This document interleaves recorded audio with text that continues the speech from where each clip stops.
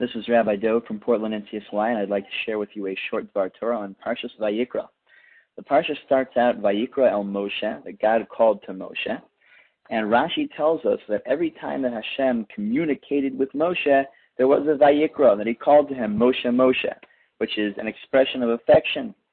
But that whenever we see in the Torah that Hashem calls out to the prophets of the nations, for example, Bilam, he uses the word Vayikar, same word as Vayikra, but without the aleph.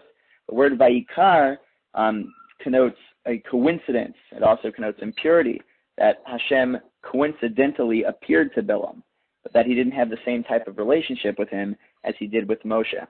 And in the word Vayikra, the letter aleph at the end of the word is written small.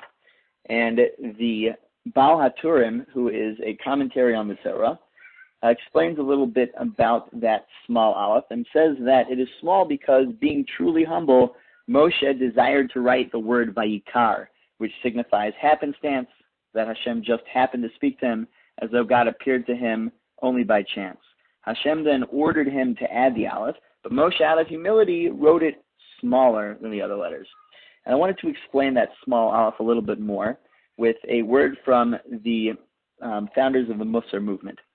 They said that the word Vayikra begins a new sefer, a new book of the Torah, which deals with sacrificial offerings, with karbanos. The main purpose of bringing a sacrifice is to bring atonement for a person who sinned, which only works if the person regrets his previous misdeeds and repents wholeheartedly for what he has done. But if he brings a korban, that is the finishing of the process of repenting.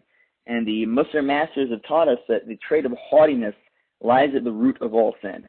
The humble and subdued person does not sin easily, but one whose heart is filled with pride and arrogance pays little heed to rebuke, so he could inevitably succumb to sin.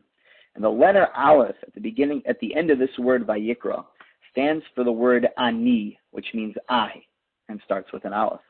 Vayikra is spelled here with a small aleph to teach us that if we make our ani small, if we make ourselves small and act with humility, then we will avoid sin and will have no need to bring the sacrificial offerings listed in this book, Sefer Vayikra. Have a great Shabbos.